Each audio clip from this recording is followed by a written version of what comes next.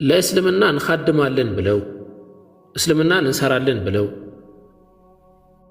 ምናልባት ዲንን እናስተምራለን ምንድነው እናቀባለን እስልምናን እንጠብቃለን ብለው እዚህ ቲክቶክ ላይ የሚንቀሳቀሱ አካላቶች አሉ። ከሞላ ጎደል አላህ ይቀበላቸውና ማለት ነው። አሁን ግን እየተስተዋለ ያለና አብዛኛው ሰው ጸጥ ብሎ ያለው ነገር ግን ምንድነው ያለ ዕውቀት ቪዲዮ የሚሰሩ ክርስቲያን ቤት ወገን ቤት ገብተው የሚሰዳደቡ ከዛ ደግሞ ተመልሰው ውስጥ የሚመጡ አካላት ደግሞ አሉ። በጣም በዝተዋል። አሁን ለምን እንደሆነ አላውቅም፣ ምን እንደሆነ አላውቅም። በጣም በዝተዋል። በጣም ማለት ነው ከመጠን በላይ። ቢላሂ አለይኩም እናንተ ከታች ያላችሁ አድማጮች እነዚህን አካላት አታበረታቱ። እኛ ጨጓራችን እየተቃጠለ ነው። እኔ ብቻ ለምን እላለሁ? ጨጓራችን እየተቃጠለ ነው ያለው። ምንም የሚያውቁት ነገር የለም። ባይሆን ማለት ነው እኔ ባህሪ ምን እንደሆነ ላስረዳችሁ። ሐቂቃው ማለት ነው ግልጽ የሆነ ነገር ሐቂቃ የሆነ ነገር ላይ አንዴ ሁለቴ ሶስቴ በዚህ ደረጃ ካስጠነቀቅኩኝ በኋላ ነገ እንዲህ ከፍቼ ነው ማሳየው። እንትና ለምሳሌ ዛኪር እንዲህ ነው፣ አህመድ እንዲህ ነው፣ ጀማል እንዲህ ነው፣ እንደዛ እያልኩኝ እያንዳንዱ ግለሰብ እየጠራው ነው እንትን ብለው ቢኮዝ እስልምና ነው እንትን እየተባለ ያለው። ወላሂ እኛ ቁጭ ብለን አረርን ለሐውለ አረርን። በቃ ቪዲዮዎችን እናያለን። ሪከርዶች ደግሞ ሰው ደግሞ ይልካል። ከዛ ደግሞ ያንን ሪከርድ አድርጎ ደግሞ ይለቁታል። ከዛ ደግሞ እነዛ ክርስቲያኖች ኡስታዞች እያሉ ይጠሯቸዋል። እነዛ አካላቶችም ራሳቸውን እኛ ኡስታዝ ነን፣ የመስጂድ አሰጋጅ ነን፣ የእንትን መስጂድ እንደዚህ ኹጥባ አድራጊ ነን። አላህን ፍሩ። ዲናችን እንደዚህ የሚባል ነገር የለውም። እንደዛ የሚያደርጉ አካላቶች ናቸው። ጥንቃቄ አድርጉ። ወላሂ የመጨረሻ ማስጠንቀቂያ ጥንቃቄ አድርጉ። ምክንያቱም እንግዲህ ይሄ ርስት አይደለም፣ የአባት ከእናት የተረከብነው ነገር አይደለም። ዲን ነው፣ መርከብ ነው። እናንተ መርከቡን ስትቀዱ እኛ ቁጭ አንልም። እኔ መርከቡን ስቀድ ቢያዩኝ ለምሳሌ አህመድ እና ማሂር ጸጥ አይሉኝም። መርከብ እየቀደድክ ነው ሂዶ ወደዛ እባላለሁ። ትክክል። ስለዚህ በቃ እባካችሁ ይሄ እንደዚህ የሚያደርጉ ግለሰቦችን እባካችሁ አትደግፉ። ማንም ይሁን ማንም። በተለይ ደግሞ ይሄን በደንብ በተለይ እዚህ ደግሞ ንጽጽር ለምትሰሩ ወንድሞች ማለት ነው ለኔን ጨምሮ ደግሞ እነዚህ ሆኑ አካላት ደግሞ እዛ ገብተው የትም ተሰራርበው የሚመጡ አካላትን ደግሞ እዚህ ጋር ደግሞ መጥቶ እንካ አስተምር ተብሎ ደግሞ የሚሰጥበት ሁኔታ አለ። አላህን ፍሩ። አላህ ይጠይቃቸዋል። ይሄ እዚህ ንጽጽር ላይ ለምትሰሩ ለእያንዳንዱ ወንድሞች ነው ለኔን ጨምሮ የምመክረው ምክር ማለት ነው። ይሄ ጨዋታ አይደለም። ዲን ዝም ብሎ ተነስቶ ና እንካ አስተምር፣ ከዛ ቁርአኑን ይሰባብረዋል፣ ሐዲሱን ይሰባብረዋል፣ አማርኛውን በትክክል አያወራም፣ ወይ ደግሞ የክርስትናን ሃይማኖት ራሱ በትክክል አይረዳም። ቢላሂ አለይኩም ይህንን ነገር አብረን መከላከል መቻል አለብን። በቃ ቀልድ አይደለም ዲን፣ ቀልድ አይደለም። አላህን ፍሩ። ለአላህ ተብሎ መስራት ማለት ግዴታ ሁሉም ሰው ንጽጽር መስራት የለበትም። ግዴታ ሁሉም ሰው ማውራት የለበትም። ግዴታ ሁሉም ሰው ታብታብ ማድረግ የለበትም። ግዴታ ሁሉም ሰው መጻፍ የለበትም። ግዴታ ሁሉም ሰው ማንበብ የለበትም። ግዴታ ሁሉም ሰው ጂሃድ ማድረግ የለበትም። የሚያረግ አለ፣ የሚጽፍ አለ፣ የሚያነብ አለ፣ የሚናገር አለ፣ የሚያዳምጥ አለ። ያለ በዚያ ዋጋ የለው። ለምሳሌ እስቲ አሁን እዚህ ጋር እኔ ለምሳሌ እዚህ ያለው አህመድ ቁጭ ብሏል፣ ኡስታዝ ጀማል ቁጭ ብሏል፣ ማሂር ቁጭ ብሏል። እስቲ እናውራ። እስቲ አራታችን ለምሳሌ ሴቶቹን ትተን እኛ አራታችን እናውራ። ምንድነው የሚፈጠረው መጨረሻ ላይ? የምትሰሙት የሚል ነገር ነው፣ ምንም ፋይዳ የሌለው ነገር። ለምሳሌ እኔ ሳውራ አህመድ ጸጥ ብሏል፣ አህመድ ሲያወራ እኔ ጸጥ እላለሁ። ከዛ ጀማል ሲያወራ አህመድ ጸጥ ይላል፣ ማሂር ሲያወራ ጀማል ጸጥ ይላል። خلاص ኒዛም ሆነ ማለት ነው። ስለዚህ ሁሉም ሰው አያወራም፣ ሁሉም ሰው አያዳምጥም። እና አንዳንዴ ከእስልምና ተጨንቀው ሊሆን ይችላል። እኔ ይህንን መናገረው የምር በጣም ስላናደደኝ ዳታዎቹ አሉኝ ጋር አሁን ከፍቼ ማሳየት እችላለሁ።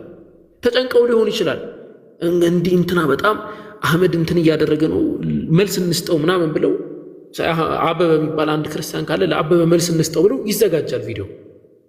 ቪዲዮ ሁሉ አረብኛው የተሰባበረ ቁርአኑ የተሰባበረ ክርስቲያኖች ደግሞ ይመቻቸዋል እነዚህን አካላቶች እነ ኡስታዞች ምናምን እያሉ ነው። ይህን እንዲህ ብቻ መጫወቻ አታድርጉት ማለት ነው። እና እንደዛ ነው። ሙስሊሞች ለምን ጸበል ይጠመቃሉ? እሺ ክርስቲያን ጋር መጥተው ይህን ጥያቄ መልስልኝ።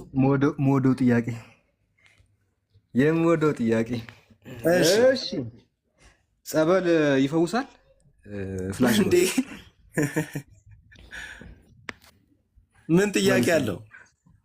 እሺ ከሲኖዶስ አካላት መካከል ባለፈው በኩላሊት በሽታ የታመመው አባት አለ። ለምንድን ነው እንደሄደው? ለምንድን ነው እንደሄደው? ለምንድን ነው እንደሄደው? ማን? የሲኖዶሱ አባት ነው ለሕክምና እምነት ስለሌለው ነው። እሱማ እኮ እሱ እኮ አይወክልም ሃይማኖትን። ምን በሲኖድ ወላሂ አንድ አይደለም ወደ 7-8 አባቶች አሉ ህንድ ሄደው ሳይተርፉ የተመለሱ ማለት ነው።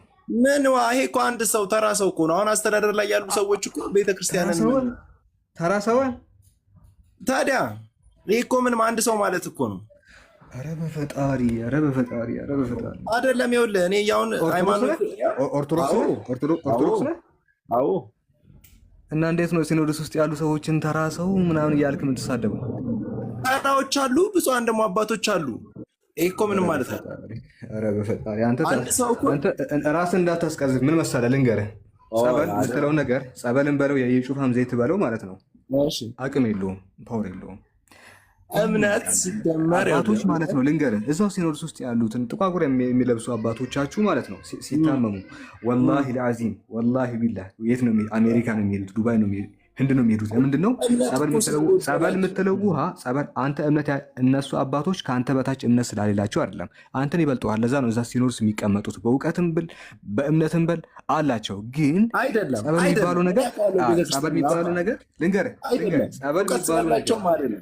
ጸበል የሚባለው ነገር ሲሪየስ በሽታ ሲመጣ አይሰራም። ሲሪየስ በሽታ የመጣ ቀን ማለት ነው አይሰራም። ምክንያቱም ሁሉም ሰው ህንድ ነው የሚሄደው ሲሪየስ በሽታ ሲመጣ። ብርድ ምናምን ሰው ይታጠባል ሄዶ ውሃ ማለት ነው። ሲሪየስ በሽታ ግን እንደ ካንሰር አይነት እንደ ኩላሊት አይነት ነገር የመጣ ቀን ህንድ ነው የምታገኛቸው አባቶችን እና አይሰራም። የዳኑ ሙስሊሞች ላምጣ እዚህ ላይቭ ላይ ሌላ ቀን ሙስሊሞች መሄዳቸውና አለመሄዳቸው ጸበሉን እንትን አያረግም። የዳኑ ሙስሊሞች ላምጣ አባቶች ራሱ ሄደው እንደማያዋጣ ሲያውቁ ነው ህንድ የሚሄዱት ለህክምና እያልኩ ነው። አባቶች እኮ ይኸውልህ አሁን ቤተክርስቲያን ውስጥ ሲሪየስ ችግር አለ። በዘር በምን ብዙ ክፍፍል አለ። ፖለቲካ ሆኗል። አባ ይኸውልህ ስለማይፈውስ እኮ ነው የማይሄዱት። ስለማይፈውስ ነው የማይሄዱት።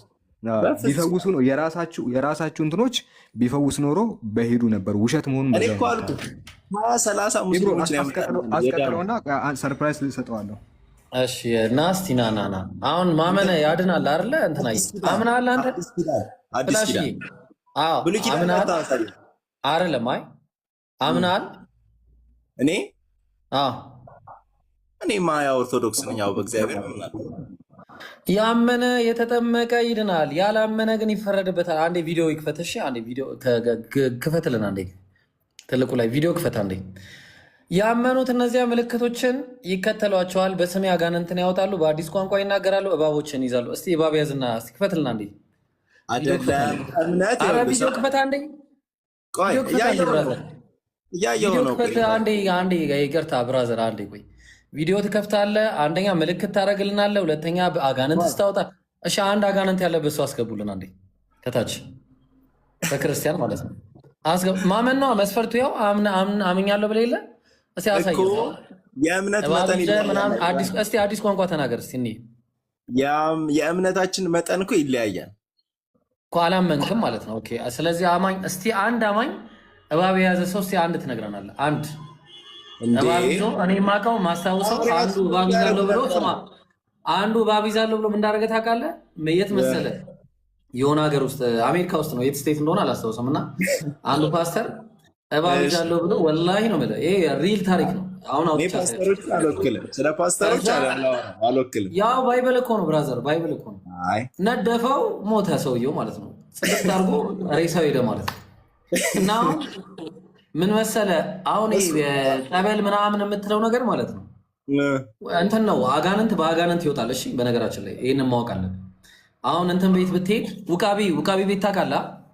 እሱ ጠንቋይ እሱ ሙሉ በሙሉ ሰይጣን። ውቃቢ ቤት ብትሄድም ድነው ይመለሳሉ። አላየም እንዴ? እናንተ ጋር የምትሄድ ማለት ነው እንትኑ አድኖ አይደለም። እሺ እንዳይመስል የሚሆነው አንደኛው ከፍ ያለው ሰይጣን ዝቅ ያለውን ሰይጣን ያወጣል። እንደዛ ነው እየተደበሩባችሁ ምናምን እንጂ እናቀጥል ሰ በቃ እንደዛ ነው። ወላሂ እንደዛ ነው። ኢየሱስ ራሱ ተናግሯል። ኧረ ተው እንደዚህ አትበል። አሳያለሁ። ቆይ ባይብል ላይ ላሳይ። አንተ ማታምን ከሆነ ቆይ ባይብል ላይ የተፈወሰ እኮ አልኩን ያመጣልሃል ወይ መፈወስ። ብራዘር መፈወስ ሳላህ ቀጥል። አንዴ ይሄን ጥቅሱን ላውጣለት ቅድም ያልኩትም ማለት ነው።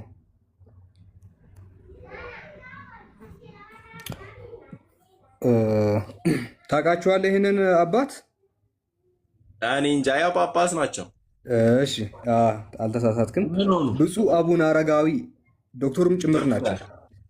በቀድሞ ስማቸው አባ ኃይለማርያም መለሰ ዶክተር፣ በጵጵስና ስማቸው ብፁዕ አቡነ አረጋዊ የብፁዕ ወቅዱስ ፓትርያርክ ልዩ ጽሕፈት ቤትና የውጭ ግንኙነት መምሪያ የበላይ ኃላፊ ድሬዳዋና የጅቡቲ ሀገረ ስብከት ሊቀ ጳጳስ ከዚህ ዓለም ድካም አርፈዋል። ብፁዕ አቡነ አረጋዊ ሐምሌ 9 2009 ዓ.ም በብፁዕ ወቅዱስ አቡነ ማትያስ ፓትርያርክ ርዕሰ ሊቃነ ጳጳሳት ዘኢትዮጵያ ሊቀ ጳጳስ ዘአክሱም ወዕጨጌ ዘመንበረ ተክለ ሃይማኖት አንብሮተ ዕዳ የተሾሙት ጳጳስ 14 ኤጲስቆጶሳት መካከል አንዱ ነበረ። ብፁዕነታቸው ለረጅም ጊዜ ከሀገር ውጭ እና ከሀገር ውስጥ በሕክምና ሲረዱ ቆይቶ ሊሻላቸው ሳይችል ቀርቶ ከዚህ ዓለም በሞተ ስጋ ተለይተዋል ይላል። ውጭ ሀገር ሄደው ሲታከሙ ከቆዩ በኋላ በቃ አልተረፉም ይላል። ለምንድነው ውጭ ሀገር የሄዱት? ለምንድነው ጸበል ያልሄዱት? ድክመታቸው ነው የራሳቸው። ለምንድነው ጸበል ያልሄዱት? ሲጀመር መነኩሴ ማለት የሞተ ሰው ማለት ነው። ሰማኝ ቆይ ለምንድነው አሜሪካ አንዴ ላውራ። መነኩሴ ማለት ይኸውልህ ሲፈጠር ገና አዳምጠኝ ቆይ አንዴ። ለምንድነው መነኩሴ ማለት ይኸውልህ ገና ሲመነኩስ የሞተ ሰው ማለት ነው። ቢታመሙ አይደለም እነ ቅዱስ ጊዮርጊስ አንገታቸው ሲታመሙ ለምንድነው ጸበል ያልሄዱት? እኮ የራሳቸው ድክመት ነው፣ የእምነት መጉደል የራሳቸው። ይሄ ሃይማኖቱን አያስረዳም። ልጨምርልህ እና ሃይማኖቱን አያስረዳም። ልጨምርልህ ተው። ዜና እረፍት ብፁዕ አቡነ ሰላማ ከዚህ ዓለም ድካም አረፉ። እነዚህም አሁን ከሆስፒታል ሄደው አንዴ ጳውሎስ፣ አንዴ እዛ ያለው ክሊኒክ፣ አንዴ የመንግስት፣ አንዴ የግል እየሄዱ ታክመው ግን አልተሻላቸው፣ ሞቱ። እኮ ስጋቸውን ስለሚወዱ ነው እነዚህ ሰዎች። ስጋቸውን ስለሚወዱ ነው። ልንገርህ አንተ እንደምትለው ጸበል የሚፈውስ ቢሆን ኖሮ ማንም ሐኪም ቤት ለሐኪም ቤት አይንከራተትም ነበረ። ውሸት መሆኑን በዚህ ነው የምታውቀው። ቄሶች ምንድን ነው የሚሏችሁ መሰላችሁ? እናንተ ጸበል ይፈውሳል ምናምን ይሏችሁ እና ለራሳቸው ሐኪም ቤት ነው የሚሄዱት እና እንዳትታለን። የእንትኑ ቪዲዮ አለ ሳላ አጣሁት ፈለጌ ማለት ነው። ይሄ መስቀሉ ላይ ድግምት አድርጎ ምናምን የሚያደርገውን አለ እሱ ቪዲዮ። ቆይ እሱን አንዴ ቆይ እነሱ እኮ ታዲያ ወንጀለኞች ናቸው። እንትናዬ ብራዘር ቆይ አንዴ ደህና ጥያቄ ካለህ ማለት ነው። አሁን ይሄኛ ሌላ ሰው እስኪመጣ ብዬ ነው። ምን መሰለህ ችግር የለውም። ሰው ካለ እለቃለሁ እኔ ችግር የለውም። እሺ ጠይቅ። እስከዛ የኔ ርዕሶች እንደዚህ አይነት ናቸው ታውቃቸዋለህ ብዬ ነው። በዛኛው አይደለም የኔ። ለዛ ነው አንተ አሁን ጉንፋን ቢይዛ ሐኪም ቤት አትሄድም? ቀላል በሽታማ ምንም ችግር የለውም። ለቀላል በሽታማ ሐኪም ቤት ብትሄድም ችግር የለውም። አይ በነገራችን ጸበል አሁን እናንተና ጴንጤዎች ምንድን ነው የሚያመሳስላችሁ መሰለህ? ጴንጤ ተው፣ ስለ ጴንጤ አታወራ። ከዚህ በፊት ምን መሰለህ፣ ሰው ሲታመም ለራሳችሁ ማታረጉትን ነገር አትምከሩ። አሁን ጸበል ባለፈው አንዱ አርቲስት ነበረች የሞተችው ሴፉ ጋር መታ ነበረ እና ታውቃታለህ። በቃ ጸበል ይሻለኛል ምናምን ብላ ታክማ የሆነ ሰዓት ላይ እንደዚህ ሞተች ምናምን። በሽታውን ከባድ ነበረ እና ሰውን መድኃኒት ያስተዋሉ። አሁን ባለፈው ወንጌላዊ ፓስተር ማን ነበረ መሰረት ታዬ ይባላል። ልጁ ኩላሊት ታማሚ እና ሳምባው ላይ ችግር አለበት። ኢየሱስ ፈውሶሃል፣ ኦክሲጂንህን ጣል አለው። መሰረት ታዬ የዛሬ 15 ቀን ቪዲዮ አለ እጃችን ላይ። ኢየሱስ ፈውሶሃል፣ ኦክሲጂንህን ጣል አለው። ከዛ ልጁ ኦክሲጂኑን ጣለ። ሳምባው ላይ ችግር አለበት፣ በሱ ነው የሚተነፍሰው። ልጁ ቤት ገብቶ ቤት ነው የሞተው። መኪና ተሳፍሮ ቤት ገብቶ መተንፈስ አቅቶት ሞተ። ከዚህ በፊትም ኤች አይቪ ያለባቸውን ሰዎች ኢየሱስ ፈውሶሃል ብሎ በየወሩ የሚውጡትን መድኃኒታቸውን አስትቷቸው ገደላቸው። ስለዚህ ስለሰማው ነው። ምን መሰለህ፣ እኔ ስለ ኦርቶዶክስ ነው። እናንተም ተመሳሳይ ነገር ነው የምታደርጉት። ጸበል ይፈውሳል ብላችሁ ሰው መድኃኒት አስታስተው እናንተ ሰው እየጨረሳችሁ ነው።